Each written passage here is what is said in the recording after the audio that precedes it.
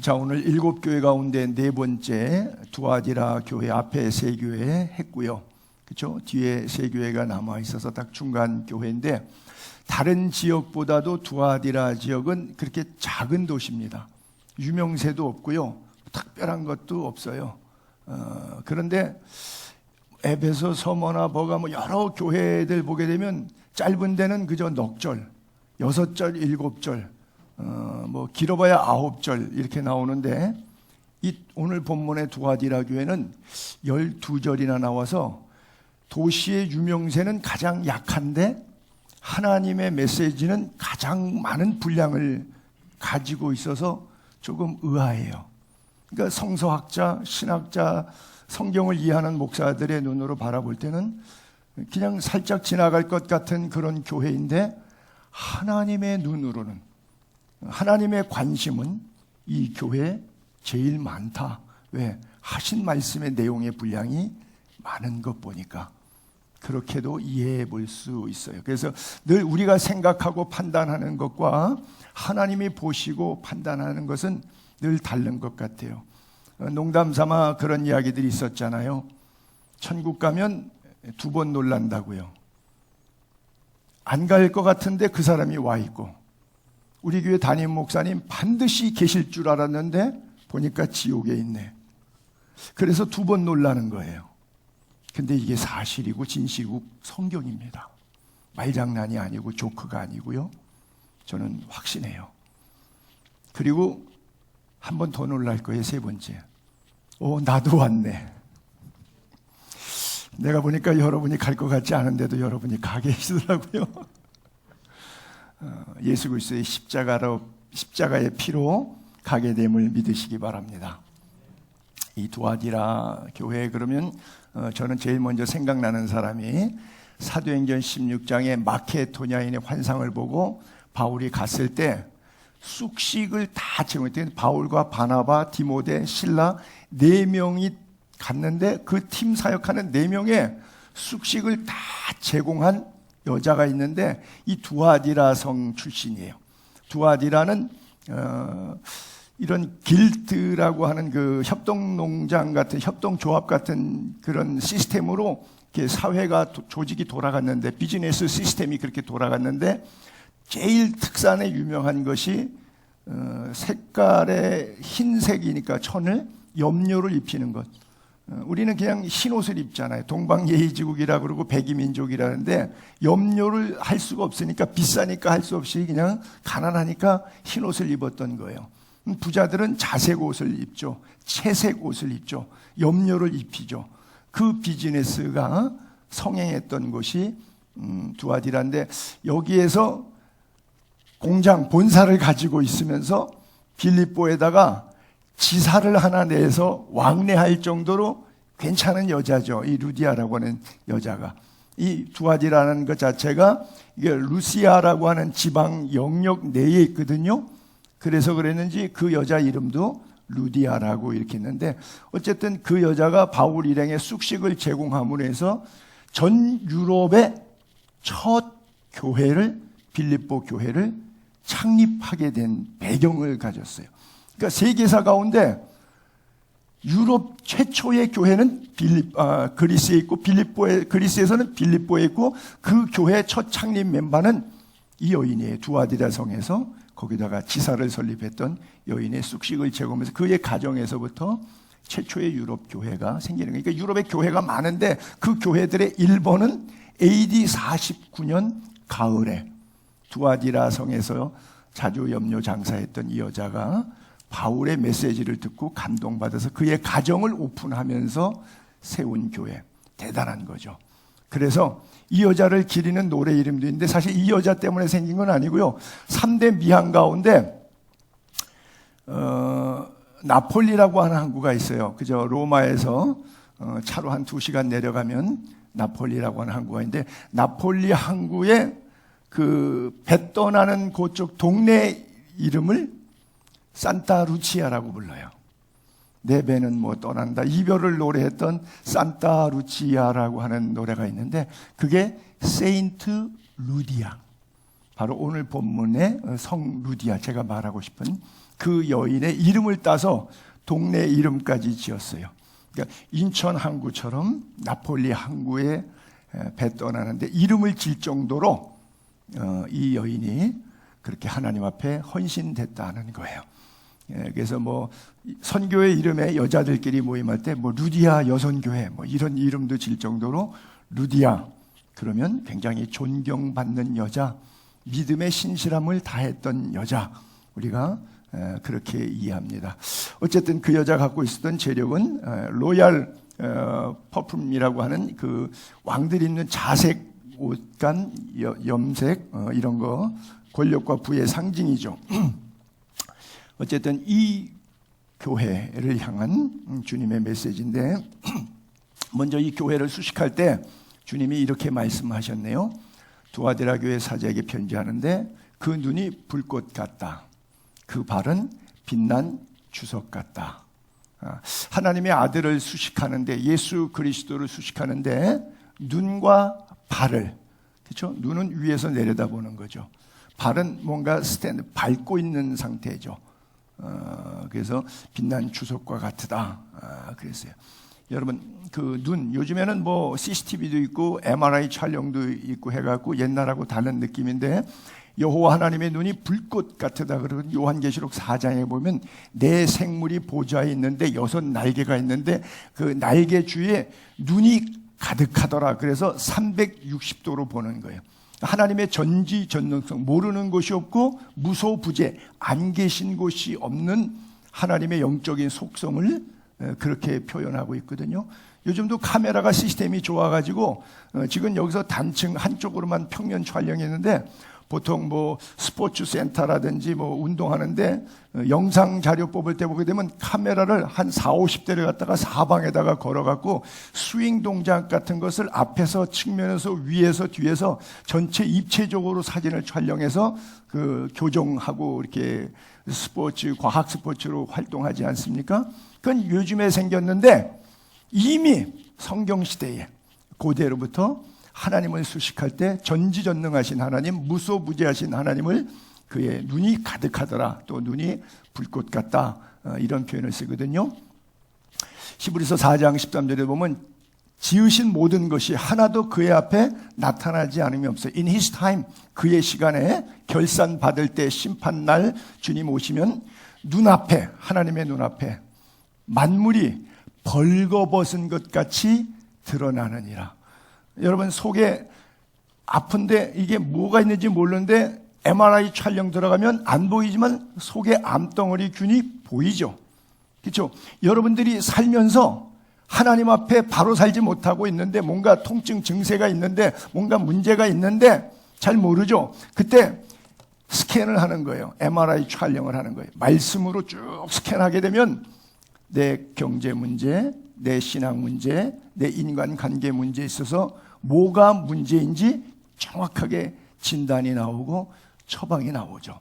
우리 주님을 그렇게 수식한 거예요. 두아디라 교회에서는. 그리고 또 빛난 주석 같은 발로 표현했는데 평강의 하나님이 속히 사탄을 너희 발 아래에서 상하게 하시리라. 이미 타락한 인류를 향해서 창세기 3장 15절에도 그런 예언을 하셨죠. 여인의 후손이 사탄의 머리를 상하게 할 것이고 사탄은 그의 발을 물 것이라 그랬잖아요. 그러니까 사탄이 그의 발을 물었다는 것은 영적으로 예수 그리스도의 십자가를 통해서 죽이는 거죠. 바리새인을 통해서, 장로를 통해서, 본디오 빌라도를 통해서 예수 그리스도를 죽이는 거죠. 그러면 끝날 것 같았는데 그러나 오히려 사탄이 발꿈치를 물었지만 오히려 그의 발이 사탄의 머리를 상하게 해서 죽여버렸기 때문에 예수님은 사망 권세 끼치시고 부활하실 것을 이미 창세기 3장에 타락했을 때 15절에 예언해 주셨고요. 요한계시록의 마지막 끝부분에 예언할 때도 바로 빛난 주석 같은 발 가지신 주님이다. 사탄을 그 발 아래서 상하게 하실 것에 대해서 이미 예언된 그런 메시지입니다. 이 교회에 먼저 칭찬이 있는데요. 내 사업, 사랑, 믿음, 섬김, 인내를 내가 잘 알고 있다. 그리고 신앙생활 행태를 보니까 처음에는 잘하다가 용두사미로 나중은 이상하게 되는 경우가 있는데, 처음에는 뭐 어리버리처럼 잘 모르는 것 같은데 갈수록 말씀을 듣고 믿음에 깨어나서 시간 쓰는 것, 돈 쓰는 것, 신앙생활하는 것, 취미와 오락과 교제권이 다 자꾸 달라지는. 사실 헬라어 원어로 보면 사업이라고 하는 비즈니스 단어가 아니라 어떤 프락시스, 행위를 얘기하는 거예요.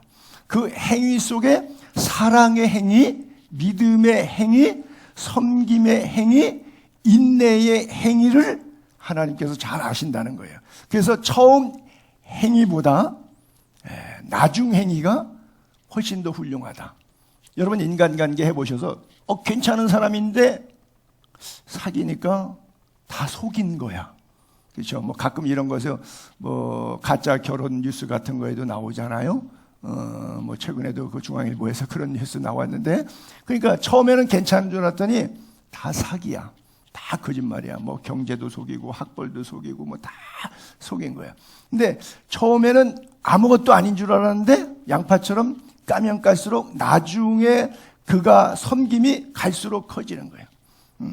어떤 분은 처음에 저를 만나서 너무나 은혜 받고 교회 개척한다니까 헌금도 막 거액을 막 하고 막 그러더라고요.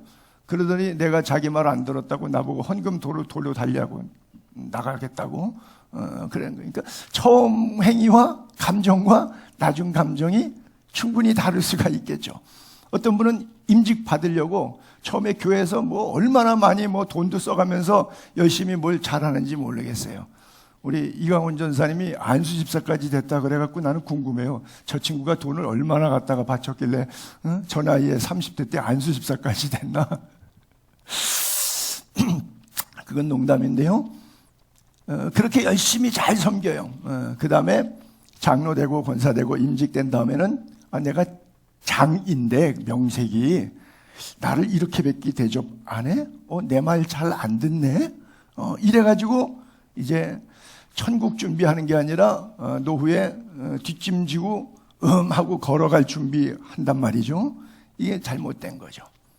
예수를 믿고 인생의 포커스가 노후 준비가 아니라 사후 준비인 것 깨닫게 되기를 바랍니다. 부디 예수의 교회 성도님들은 나중 행위가 처음보다 더 훌륭해질 수 있기를 바라요. 사람도 사귀면 사귈수록 갈수록 진국인 사람이 있거든요. 제가 여러분 앞에 갈수록 진국이 아닌데 10년 목회했는데 제가 이렇게 얘기하기가 너무 죄송한데 그래도 설교니까 할 수 없이 그냥 그렇게 할게요. 여러분이나 저나 서로 알고 보니까 사귀어 보니까 그 사람 돈 쓰는 거나 시간 쓰는 거나 마음 쓰는 거나 여러 가지가 갈수록 저 친구 참 훌륭하다. 우리 목사님 괜찮다. 안 괜찮은 사람이지만 괜찮은 사람이 되도록 좀 기도를 해주세요. 저 기도 안 해주겠다는 저 표정은 뭐지? 나도 너를 쌩까할 거야.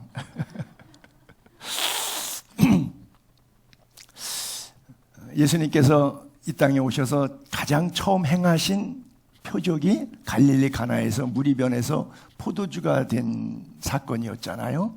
그때 그 물로 만든 포도주를 맛보고 연회장이 그런 얘기하죠. 야, 사람마다 먼저는 와인 비싼 거 좋은 거 쫙 내고 술 취하면 그냥 어차피 취했으니까 먹어도 혀 끝에 닿는 맛을 감각이 없어지니까 그냥 싸구려 막걸리 같은 와인 갖다가 퍼다가 되는데 보통 결혼 잔치하게 되면 다 그렇게 하는데 야 어떻게 니네 집은 갈수록 좋은 포도주가 야 이때까지 이런 좋은 포도주 어디다가 뒀다가 평생 못 먹은 여러분 글쎄 저는 술을 먹어본 적이 없지만 저 와인은 한번 내가 먹어보고 싶어. 그렇잖아요. 주님이 물 가지고 만드신 와인인데 지구상에 그런 와인 없잖아요. 다 포도 가지고 만들었지 물 가지고 만든 와인이 없잖아요. 응? 저런 와인은 한 잔 마셔보고 싶지 않아요? 그게 예수 피입니다. 예수 피 마시기 바랍니다. 우리가 성찬을 대하는 게 바로 그거예요.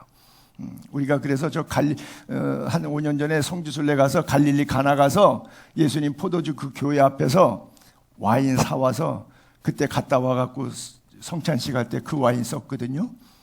근데 그 와인에다가 장난하느라고 이렇게 라벨에다가 딱 붙였는데 그 회사에서 이렇게 써놨더라고요. It's water. 이건 물이다 이렇게 썼어요. 워낙 물이었는데 이게 와인으로 변했다. 그렇게 썼더라고요. 누가 그런 농담을 하더라고요. 물이 어떻게 포도주가 되었느냐? 어떻게 되었느냐? 그랬더니 물이 예수님을 만나는 순간 얼굴이 빨개졌대요. 뭔 소린지 알란가 몰라.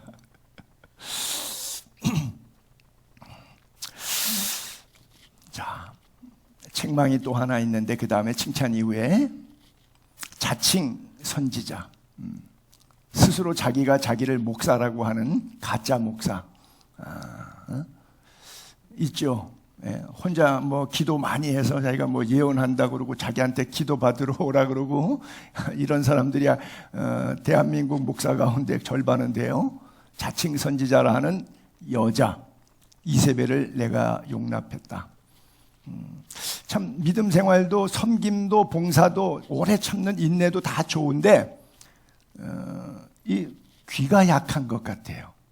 쏙닥쏙닥 병들었지? 내가 기도해 줄게. 나을 거야. 이리 와. 얼마나 듣기가 좋은 얘기예요. 그래서 자칭 선지자라고 하는 여자 이세벨을 용납해요. 그 종들을 가르쳐서 성경 공부도 가르쳤죠.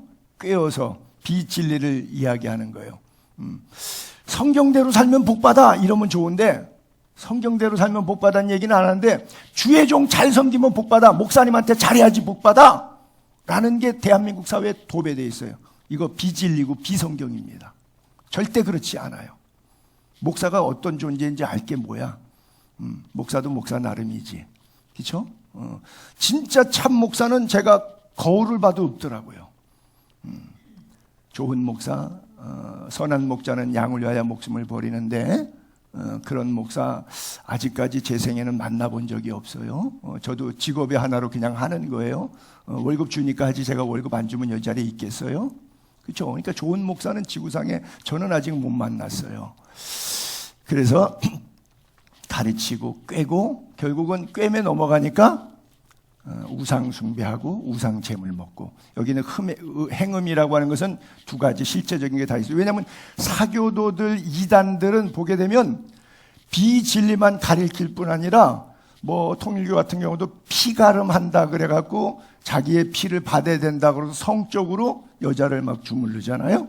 뭐 이재롱 목사도 지금 감옥에 그래서 가 있잖아요. 뭐 글루밍 사건 같은 것들 뭐 계속 교회 안에서 이런 일들이 일어나잖아요. 영빨만 쓰면 데려다가 행음하는데 하나님을 떠나게 하는 배교 행위 자체도 행음이고 실제적으로 육체적으로 관계까지 가는 것도 행음이에요. 거의 이단들은 빠지게 하고 정신 홀려가지고 육체도 자기가 가지고 오락으로 놀게 만드는 것이 이게 다 사교도들이 하는 짓들이거든요. 그래 행음하게 하고 우상의 재물을 먹게 했다 그랬어요. 여기에 보니까 자칭 선지자라 그러는데 이것을 믿음도 좋고 사랑으로 섬김도 잘하고 어려워도 인내로 잘 견디는 교인이 어떻게 이런 여자의 말에 홀라서 넘어갔느냐 비유를 해보면 아마 목사님 사모님이나 돈 많은 장로 부인이거나 교회에서 나름대로 영향력이 있는 여자예요.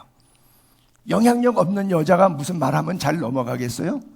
근데 목사님 사모님이거나 뭐 돈 많은 부자 장로님 부인이 한마디 하면 안 넘어가는 사람이 어디 있어요? 90%는 넘어가지. 그러니까 그가 말씀에 서 있냐 말씀에 안 서 있냐는 말씀이 기준이 아니에요. 제가 늘 말씀드린 것처럼 목사 의존적 신앙생활하면 안 되고 성경 의존적 신앙생활을 해야 되는데 한국교회는 대부분 목사 의존적 신앙생활을 하는 거예요. 말씀을 들으면서도 집에 가서 검색을 하세요. 목사가 제대로 설교했나?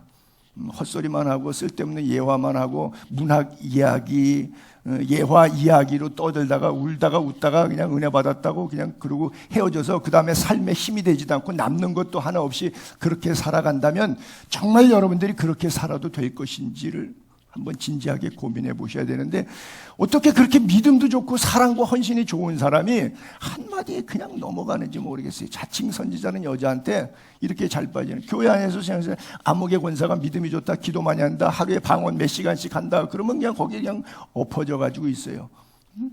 그래갖고 이상한 데 따라다니고 뭐 기도원에 쫓아다니고 이런 일들이 교회 안에 그냥 비일비재합니다. 이게 뭐예요? 두아디라 교회가 책망받은 내용이에요. 결국은 영적인 간음 행위라고 성경은 이렇게 표현하고 있고요. 우상 제물에 참여하는 것이라고 그랬어요.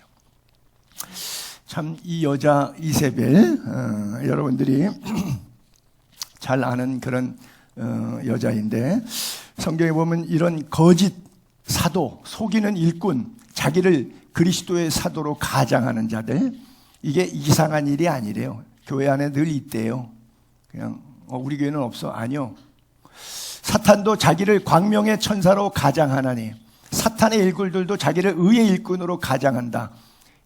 이상한 일이 아니다는 초록색 글자, 대단한 일이 아니라 우리 교회 안에도 있을 수 있는 일이다. 모든 교회 안에 비일비재하게 있는 일이다. 이 뜻이에요. 제가 빨간 글자는 전부 코스프레 한다고 써 있죠. 가장한다. 코스프레. 제가 의미는 알지만 다시 한번 국어사전에서 코스프레를 찾았더니 이렇게 써 있더라고요. 게임이나 만화 속에 등장인물로 분장하여 즐기는 일. 있잖아요. 유명 게임, 뭐 캐릭터 만화, 글쎄 여자들 같으면 바비 인형일까요? 남자들 같으면 로봇 아톰이라 그럴까요? 마징가 제트라 그럴까요? 그런 복장 만들어서 입고 자기가 마치 그 주인공처럼 이렇게 행세하는 것, 그걸 코스프레 한다 그러는데, 사탄의 일꾼인데 의의 옷을 입고, 그렇죠? 늑대인데 양의 가죽을 쓰고, 이런 사람들이 교회 안에 너무나 많이 있는데, 결국 영적인 분별이 되면 분명히 안 넘어갔을 텐데, 이 영적인 분별이 안 되다 보니까 넘어갔어요. 근데 이게 이상한 일이 아니고 대단한 일도 아니고 그냥 일상에 흔히 있는 일들이라고 그래요. 여러분, 요즘에 그런 세대가 됐잖아요. 동성애자 남자 둘이 법원에 가갖고 혼인신고서 구청에 갔더니 안 받아주더라고. 이게 불법이라고 가갖고 고소하잖아요. 그렇잖아요. 왜 우리 둘이 혼인했는데 혼인신고서 안 받아주냐고 법원에 가서 고소를 해요. 그렇죠? 여러분이 뭐 작년에 들끓었던, 재작년인가요 벌써? 어떤 군인이, 하사가 휴가 때 태국 가가지고 성전환 수술해 왔어요. 그래갖고 나 이제 여자니까 여군 가겠다고. 그러면 나머지 여자 군인들이 이 친구를, 이 남자를 받아줘야 되는 거예요. 내무반에서 같이 먹고 자고 해야 되는데, 이 남자가 여자로 성전했다고 받아줘야 되는 거예요, 안 받아야 되는 거예요? 이것이 군 인권위에서 정정당당하게 요구하고 있고요. 뉴스거리 되고, 그것을 인정 안 하면 아주 외골수적인 사람들, 이 기독교인들, 못된 기독교인들, 이렇게 되는 거예요. 그러니까 이게 이상한 일이 아닌 시대가 왔고요. 대단한 일이 아닌 시대가 왔어요. 이거 시계바늘만 30년, 40년 전만 돌려도 이상한 일이고 대단한 일입니다. 있을 수 없는 일이에요. 지금은 뒤에 프랭카드 들고 그걸 지지한다고 기자회견하는 사람들이 수십 명, 수백 명이 있습니다. 그 근처 갔다 잘못해서 옳은 얘기했다간 맞아 죽고요. 성경 얘기했다간 돌 맞아 그날로 순교당하십니다. 그러니까 아무도 자신 없어서 저부터도 안 가요. 그런 시대가 된 거예요. 그래요. 확고한 믿음 생활 한다 그러면 편협하고 옹졸하다고 비판받고 광신자라고 매도를 당하는 그런 사회 속에 살아가요. 여러분, 죄를 지적하고 싸우는 것은 어려워요. 근데 죄와 동화되고 용납하고 이해해서 죄와 함께하는 것은 쉬워요. 그래서 우리들은 넓은 길, 넓은 문으로 가기를 원하지, 좁은 길, 좁은 문으로 들어가는 것을 별로 원하지가 않아요. 고린도 교회에 이런 모습이 있었어요. 너희 중에 음행이 있다 함을 들으니 이런 음행은 이방인 중에도 없는 건데 누가 아버지의 아내를 취하였다. 아버지가 돈 많으니까 세컨드 서드 많이 있으니까 그 중에 이쁜 여자 하나를 아마 젊은 여자를 하나 데리고 살았는 모양이죠. 그러하고도 오히려 교만하여져서 어찌하여 통한이 여기지 아니하고 그 일 행한 자를 너희 중에서 쫓아내지 아니하였느냐. 너희가 자랑하는 것이 옳지 아니하도다. 적은 누룩이 온 동에 퍼지는 것을 알지 못하느냐 그래요. 이분이 행음하는 속에서 계속 살아가는데 교회 장로님이란 말이죠. 부자란 말이죠. 그러니까 자랑하는 거예요. 우리 교회 부자 장로님이 있다? 그리고 교인들이 더 자랑하고 교인들이 더 교만해요. 성서적으로 볼 때 통한이 여기고 당장 쫓아내는데 교인들이 싫은 거예요. 그 사람 나가면 우리 교회 재정 헌금에 압박을 받잖아. 그러니까 그냥 어차피 사생활 영역인데 세상 다 그래. 안 그런 사람 있으면 나오라 그래. 이래갖고 오히려 변호하고 두둔하고 결국 그래서 작은 누룩이지만 큰 빵 만들어내죠. 작은 오염이지만 전체가 장로님도 그렇게 사는데 목사님도 그렇게 사는데 나라고 어때서 이렇게 만드는 것이 교회 안에서도 있었던 거예요. 우상제물도 마찬가지인데 그런즉 내가 무엇을 말하냐. 우상제물이 뭐냐? 우상이 뭐냐? 이거는 이방인 제사 지는 것은 귀신한테 하는 거다. 하나님께 제사하는 게 아니다. 너희가 귀신과 교제하는 자 되기를 원하지 않는다. 너희가 성찬식, 주의 잔과 귀신의 잔, 우상제물 먹는 것 겸하여 하면 안 돼. 주님의 식탁하고 귀신의 식탁에 나란히 앉아서 같이 밥 먹는다. 이건 아니다. 거룩한 영적 싸움, 스스로 외로운 길인데 좁은 길 갈 수 있게 되기를 바라고요. 신앙의 타협은 곧 죽음입니다. 어떤 길은 사람의 보기에 바르나 필경은 사망의 길이기 때문에 그래요. 기독교의 타락은 다원주의 종교사관을 받아들인 거예요. 영국이 태양이 지지 않는 나라일 만큼 세계를 경제적으로도 대국이 됐지만 그 대국된 남하에 가갖고 선교사들이 가서 복음을 전했는데 웨슬리 뉴빅이라고 하는 사람이 인도에 가서 복음을 전하고 40년 만에 돌아왔는데 지금의 영국의 모습은 40년 전에 그런 뜨거운 모습은 아니었어요. 그리고 두 가지로 이 선교사님이 판단했어요. 영국 교회가 하나는 다원주의 종교를 받아들였다. 두 번째는 교인 자체의 물량주의, 기복주의 때문에 세속화되었다. 이 다원주의 종교사관과 세속화라고 하는 두 가지를 날카로운 선교사의 눈으로 영국 사회를 지적했어요. 그것이 그분의 이야기와 예화로 적용할 그런 스토리가 아니고 오늘 우리 교회 이 시대의 모습이 아닌가 그렇게 생각해요. 바로 자칭 선지자라 하는 여자 이세벨을 용납하게 되는 것이죠. 영적 분별이 필요한데 우리가 교단 연합 같은 것들도 교단과 그다음 장로교, 감리교, 성결교, 구세금, 침례교 이렇게 교단이 나눠진 것은 절대 하나님의 뜻이 아니에요. 목사들끼리 권력 쟁투하고 이권 개입에 재정 운용하는 거예요. 예를 들면서 타교단 얘기해서 죄송하지만 저희 교단도 재단이 돈이 꽤 있습니다만 교회가 1000개가 넘으니까 감리교 같은 경우는 총 감리교 교단 본부가 광화문 사거리에 있는 동화면세점 건물, 동화일보사 앞에 동화면세점 건물이 어마어마한 땅, 어마어마한 높이의 건물이죠. 그거 감리교 교단 건데 그거 임대 수입이 얼마겠어요? 그 임대 수입의 드난셈 최종 결정권을 총회장이 가져요. 그러니 총회장이 되면 거의 수천억 원을 1년에 결정할 수 있고 거기에 필요한 모든 것들을 집행할 수가 있어요. 교회 10,000명, 20,000명 목회하는 거는 유도 아니에요. 그건 100억짜리도 안 되고 200억짜리도 안 되는 건데 이거는 어마어마한 거예요. 그렇죠? 각 교단이 갖고 있는 건물 어마어마합니다. 그렇죠? 그렇기 때문에 교회 연합을 통해서 더 시너지 효과와 권력과 쟁투하겠다고 하는 것이 목사들의 가슴에 있는데, 어쨌든 교단이 나누어진 것은 목사의 이권 싸움 때문에 나눠진 거예요. 교단이 연합하는 것은 좋은 건데, 반대로 그 연합 정신을 또 포괄적으로 넓혀서 타 교단이 아니라 타 교파까지, 불교도, 원불교도, 조로아스터교도, 회교도 우리가 다 같이 신을 섬기는 거니까 하나 되자라고 하는 연합운동, 이것이 굉장히 좋은 것 같지만 하나님의 뜻은 아니에요. 그래서 하나님보다 훌륭하고 하나님보다 사랑이 많고 하나님보다 융통성이 더 많은 목사들이 자기네 교회나 또는 천주교 같은 경우는 성당에서 조계종 총무원장을 불러갖고 설법을 듣습니다. 있을 수 없는 일이죠.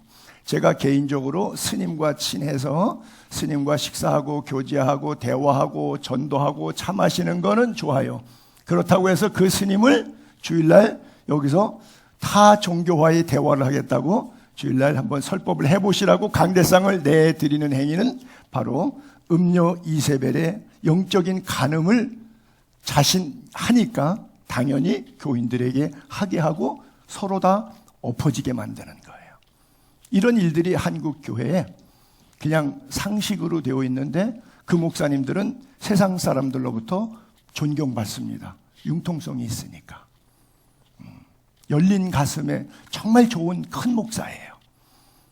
저같이 말하면은 옹졸하고 편협한 목사예요. 근데 여러분들이 요거 하나만 이해해 주시면 좋겠는데, 교회, 성경, 진리, 가르침은 제 거가 아니에요. 내 거 같으면 내가 양보해 드릴게요. 근데 이게 내 거가 아니에요. 하나님 거예요. 그래서 하나님 뜻대로 그냥 해야 돼요. 나는 존경받고 싶어서라도 다 열고 싶어요. 이것도 되고 저것도 되고 안 되는 것도 없다. 융통성 있게 가고 싶어요.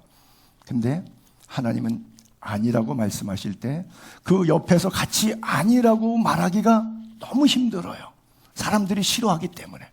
너도 좋고 나도 좋아야 돼요.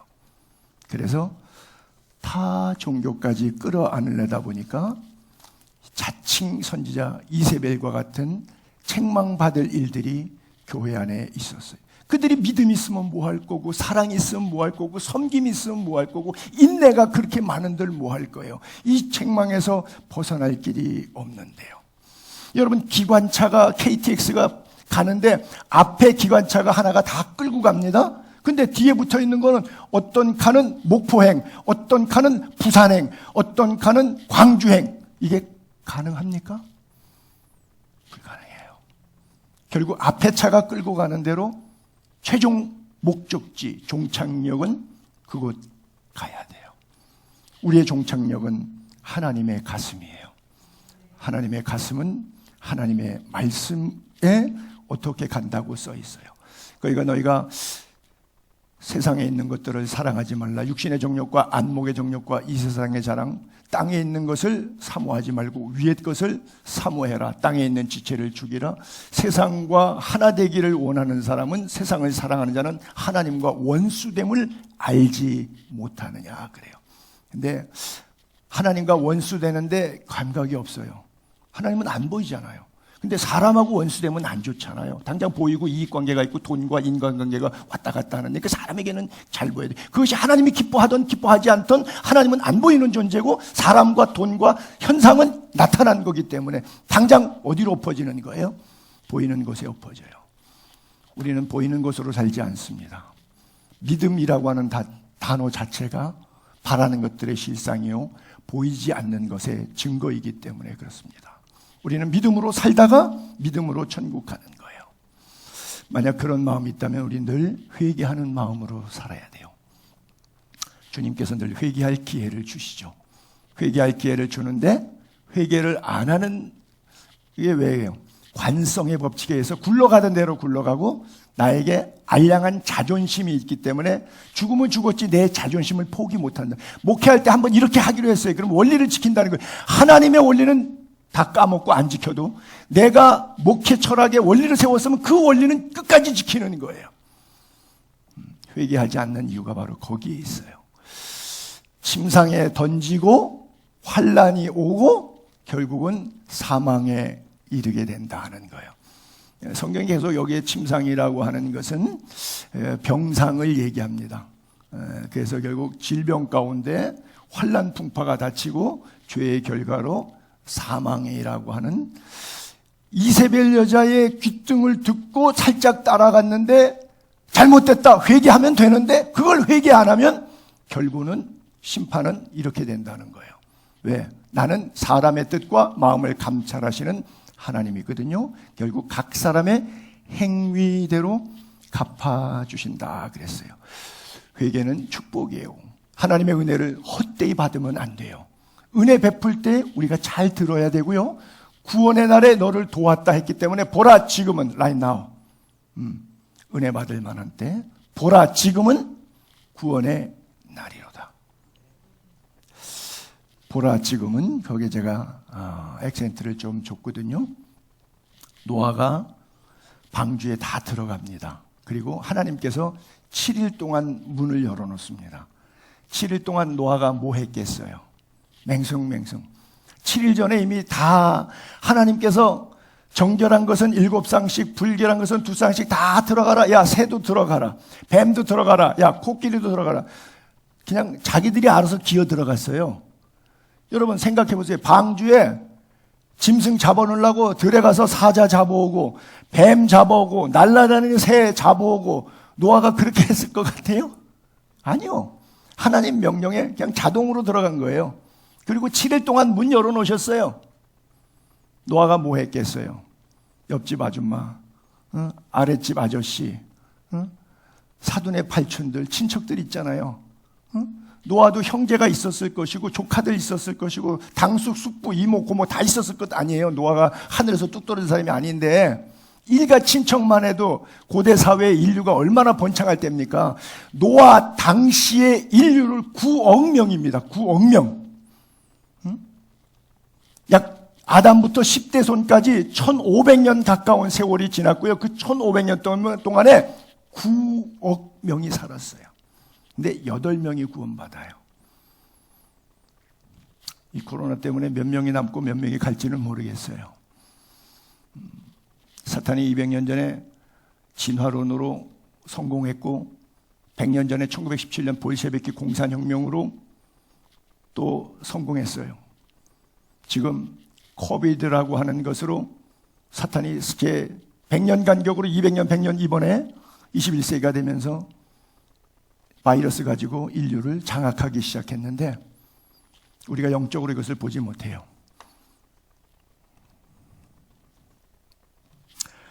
지난주 목요일 날도 우리 목사님들, 사모님들 같이 21명이 모여갖고 기도회를 할 때 제가 1시간 동안 코로나 특강을 했어요. 뭐 백신이다 뭐다 여러 가지 의견들이 분분하지만 우리는 그냥 의학적, 과학적, 사회 구조적 데이터를 보는 것이 아니라 공산주의가 뭔지, 진화론이 뭔지, 이 코비드가 뭔지, 이 팬데믹 속에서의 하나님과 사탄의 영적 전쟁이 오늘 우리가 어디 시점에 현 주소가 어디에 머물고 있는지 이것을 성경을 읽고 기도하는 가운데 캐치하셔야 돼요. 공개적으로 말씀드립니다마는 백신의 기대감이 많이 줄었죠. 그래서 제가 옛날에 백신을 둘 중에 하나다. 하나님께서 의사에게 지혜를 줘서 예수 믿는 의사에게 바라보면 사는 노뱀 역할로 인류를 구원할 수 있는 좋은 아이디어다.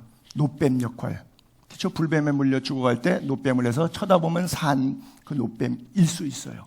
그리고 그것이 아니면 반대편의 또 50%는 죄지니까 하나님의 낯을 피해서 얼굴을 피해서 비대면으로 숨으니까 그걸 해결하기 위해서 무화과나무로 치마 잎을 만들고 홍수 임하니까 바벨탑 쌓아서 하나님보다 더 위에 이름을 내고 선점하겠다고. 하나님이 진노하면 예배를 회복하고 믿음을 회복하고 하나님 앞에 잘못했어야 하고 회개할 일인데 오히려 더 하나님의 얼굴을 비대면으로 만들어서 인위적인 방법을 해버리면 어떻게 되겠는가. 그래서 둘 중에 하나다 그랬는데 백신에 대한 기대가 1년 동안 생각한 것과 반대로 갔기 때문에 저는 아마 이제 49대 51로 조금 기울은 것 같아요. 제 생각은 1년을 평가해 보니까 옛날에는 50대 50 노뱀 아니면 무화과나무 잎이나 바벨탑이었을 것이다. 어느 쪽인가 몰랐는데 1년 지나니까 49와 51. 그래서 제가 결정했어요.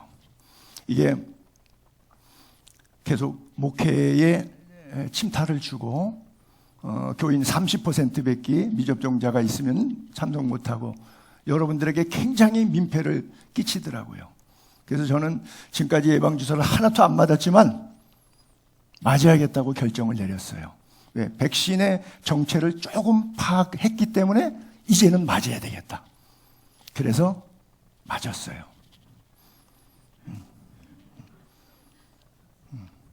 그래서 부작용이 뭔지를 알아요. 왜? 목회를 해야 되니까. 그 부작용이 중요하지 않아요. 그렇죠? 여러분 가운데 부작용으로 힘들어하는 사람하고 심지어 1450명이 죽기를 했는데요. 제가 느끼는 건 바로 그런 거예요. 시대를 읽는 눈, 그러나 시대를 거스를 수 있는 도도한 능력. 왜? 모든 것이 하나님의 손에 있으니까. 어떤 것도 하나님의 손에 있다는 것을 분명히 믿는 믿음이죠.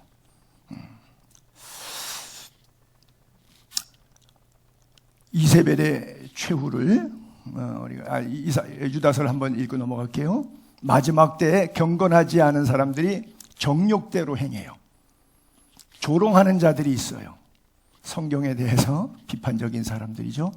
이런 사람들이 분열을 일으키고 육에 속한 자며 성령이 없는 자예요. 자, 이세벨 얘기를 잠깐 하기 위해서 이세벨이 저주로 죽습니다. 엘리야에게 하나님께서 예언했는데 네가 하도 하나님의 종들을 많이 죽이고 핍박했기 때문에 우상 숭배했기 때문에 이세벨을 내가 죽여서 개들이 네 살을 먹을 거야 이렇게 예언했거든요. 근데 진짜 예후라고 하는 사람이 나타나갖고 저 저주받은 여자를 장사라 집어 던져서 발로 밟았습니다. 죽은 다음에. 그리고 자기는 들어가서 밥을 차려서 잘 먹고 그 다음에 가서 장사해라 그랬더니 장례식 치르려고 가본 사람들이 해골하고 팔 조각, 발 조각 외에는 몸뚱아리는 다 개들이 먹었어. 없어.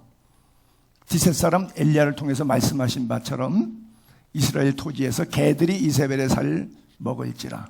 그래서 장례식 하려고 보니까 개들이 다 먹어서 없어졌는데 이게 바로 예언한 그대로예요. 하나님은 의로우신 재판장이심이죠. 심지어 시편에 이렇게까지 써 있어요.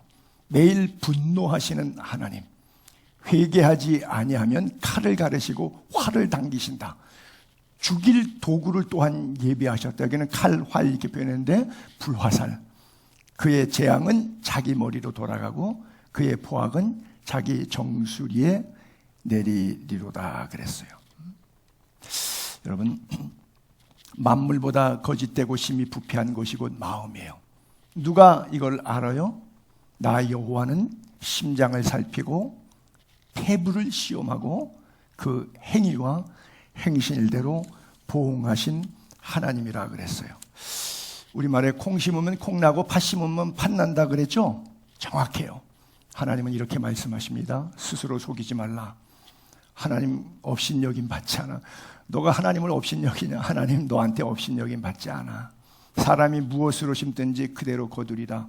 육체를 위하여 심는 자는 썩어질 것을 거두고 성령을 위하여 심는 자는 영생을 거둔다 그랬어요.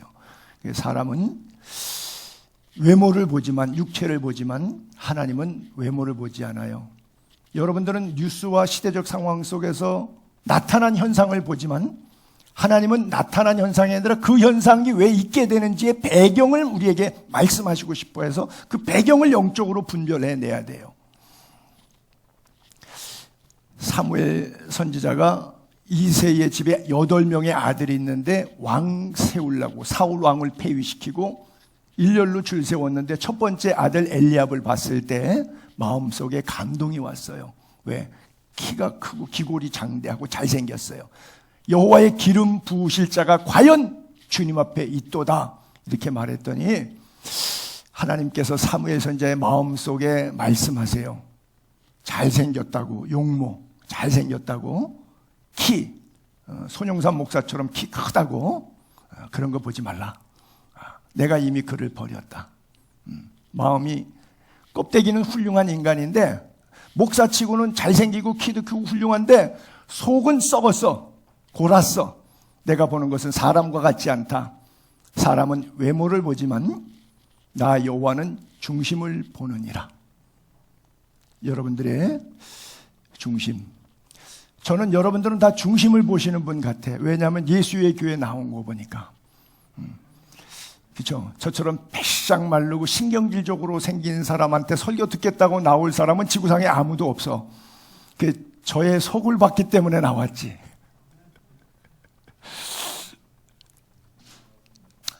두아디라에 남아있어 이 교훈 받지 않고 소위 사탄의 깊은 것 알지 못하는 너희에게 말하노니 다른 짐으로 너희에게 지을 것이 없고 너희에게 있는 것 내가 올 때까지 굳게 잡으라. 아까 칭찬했던 것이 너희에게 있던 것들이죠.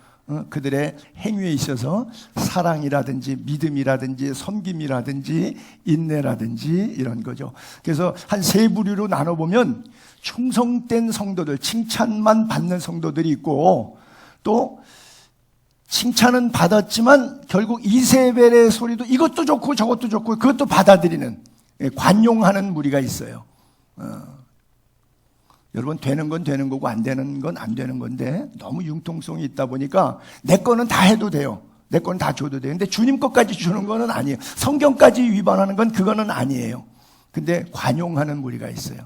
참 관용이라는 게 듣기 좋은 단어이다 보니까 그래요. 그 다음에 아야, 악의 세력들, 이세벨의 일당들. 여러분, 슬기로운 처녀처럼 등과 기름, 등은 교회라고 말할까요? 예배 출석이라고 말할까요? 기름은 말씀과 기도 속에 살아서 계속 성령의 재충만함을 받는 것으로 한번 이해해 볼까요? 그러면 등은 가졌는데 교회 주일 성수는 잘하는데 개인적으로 그 사람 속 사람의 말씀과 기도의 양이 다 떨어져서 신랑이 더디움으로 떨어져서 바닥 났는데 앵꼬 됐는데 또다시 성령의 기름을 말씀과 기도로 채워야 되는 이것을 안 채우고 있으면 어떡하겠어요? 그러니까 등과 기름을 다 준비한 것이, 하드웨어, 소프트웨어 다 준비하는 것이 이 말세를 살아가는 우리에게 꼭 필요한 것 아니겠어요? 우리말에 아주 좋지 않은 속담 있죠. 죽 써서 개 주냐? 그렇죠? 믿음, 사랑, 섬김, 인내 훌륭한데 그 훌륭한 믿음, 좋은 믿음, 경건한 믿음, 남을 섬길 줄 아는 그 사랑의 손길이 있는 그 사람이 이세벨의 소리에 넘어가서 자기 돈과 시간을 거기다가 쓴다 그러면 이거 참 통탄할 노릇이죠. 여러분, 그래서 목사 중심의 신앙생활 하지 마시고 성경 중심의 신앙생활 하셔야 됩니다. 변사처럼 또는 장소팔인이라 그랬나요? 고춘자라 그랬나? 두 사람이 어린 시절에 라디오에서 만담을 들으면요, 정말 어떻게 그렇게 말을 잘할까 할 정도로 설교를 듣다 보면 어떻게 저렇게 말을 잘할까 감동스러운 목사가 대한민국에 한둘이 아니잖아요. 그 청산유수 같고 은혜의 도가니 같은데 그 설교를 교인들이 들을 때는 그렇게 들리는데 주님이 그 설교를 들을 때 뭐라고 하실까? 주님도 그 설교를 듣고 계신데, 그렇죠? 근데 목사는 그것까지는 미처 생각 못 해봤어요. 여러분들을 위해서 설교를 준비하고 여러분들에게 회중 설교를 하다 보니까 어떻게 하면 좀 더 재밌게 울고 웃기고 헌금을 감동적으로 은혜롭게 잘 낼 수 있을까를 짜서 연구를 해서 나름대로 하루 종일 설교 준비해서 만들긴 했는데 저분은 내 설교 듣는다는 것에 대해서 미처 생각을 못 해봤단 말이죠. 그러니까 입이 방정이 되겠죠. 하나님 입장에 볼 때. 야, 그건 아니다. 네가 교활한 입술을 가졌다. 그렇게 하는 것은 성도를 미혹하는 이세벨이나 하는 자칭 선지자야. 선한 일에 지혜롭고 악한 일에는 미련할 수 있게 되기를 바랍니다. 여러분, 예수 믿으면 주의 이름을 부르는 자마다 어떻게 해야 돼요? 사생활, 여러분들의 삶이 불의에서 떠나셔야 됩니다. 불의를 계속 행하면서 일주일 동안 주일날 교회 와서 주여 주여 거룩 거룩 거룩. 이거는 아니에요. 주의 이름을 부르는 자는 일주일 동안 삶에서 주님의 냄새가 나야 돼요. 마지막 토막에 이기는 자, 끝까지 예수 그리스도의 직임을 잘 감당하는 자. 첫째는 만국을 다스리는 권세를 준다. 근데 그 권세는 마치 철장으로 진흙을 깨트리는 것처럼, 그리고 또 하나가 새벽별을 우리에게 주신다. 그래서 귀 있는 자는 성령의 교회들이 하시는 말씀을 들을지어다 그랬어요. 여러분, 만국을 다스리는 권세를 주신다는데 워낙 이것은 우리 거였는데 사탄한테 뺏긴 거예요. 보세요. 창세기의 1장에 첫 장부터 하나님이 자기 형상, 하나님의 형상대로 사람을 창조하시고 그때 남자와 여자를 창조했어요.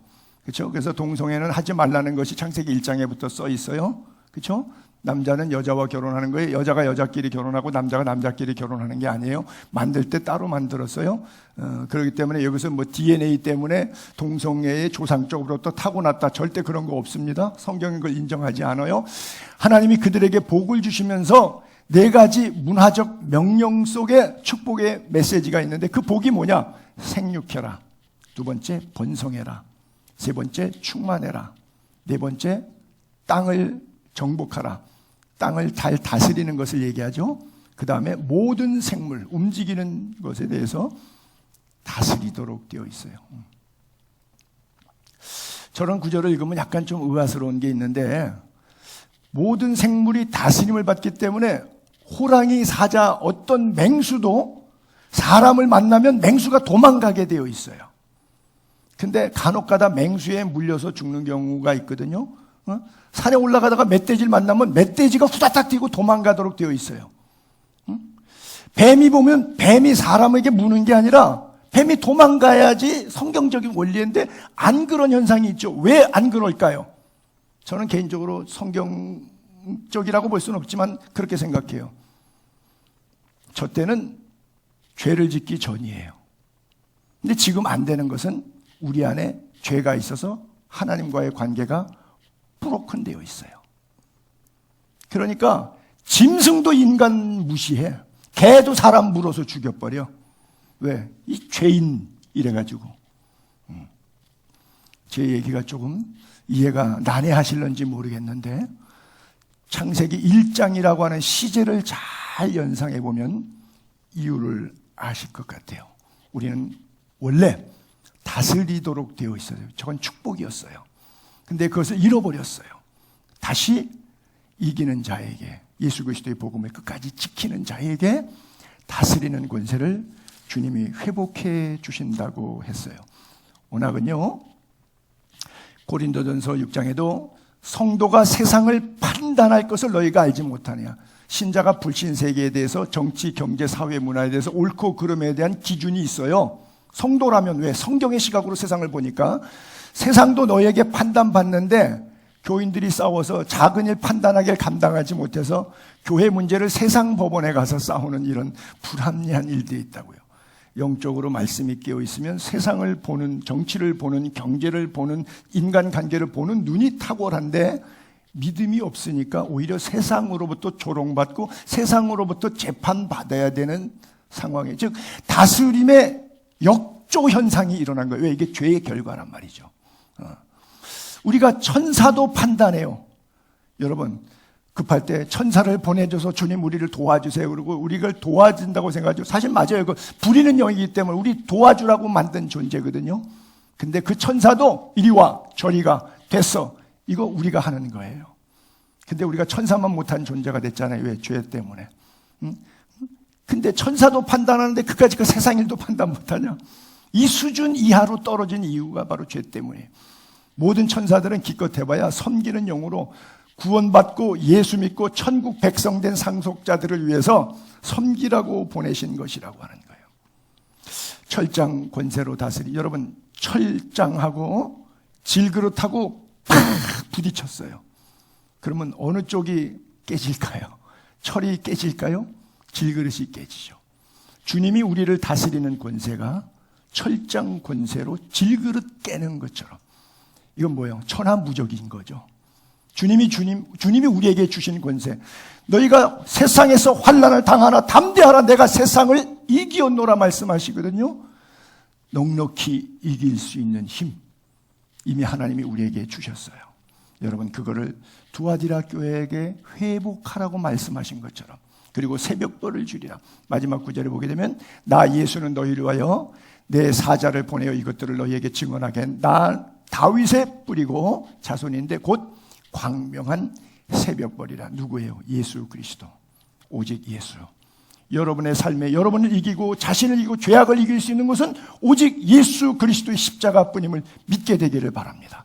그 새벽, 당직 근무, 숙직 근무하는 사람이 제일 기다리는 게 뭐예요? 새벽별이에요. 우리 예수 믿는 사람들이 제일 기다리는 게 뭐예요? 예수 그리스도예요. 새벽별 대신 예수 그리스도. 그분의 비침이 서광이 비춰올 때, 비록 지금은 칠흑같이 어둡고 내 상황의 안개 속에 미로를 걷는 것 같지만 새벽별 대신 예수 그리스도 붙잡으면 그분이 우리에게 넉넉히 세상을 이길 힘을 주실 줄로 믿습니다. 그 힘과 능력으로 이 땅을 승리롭게 살아갈 수 있게 되기를 주의 이름으로 축복합니다.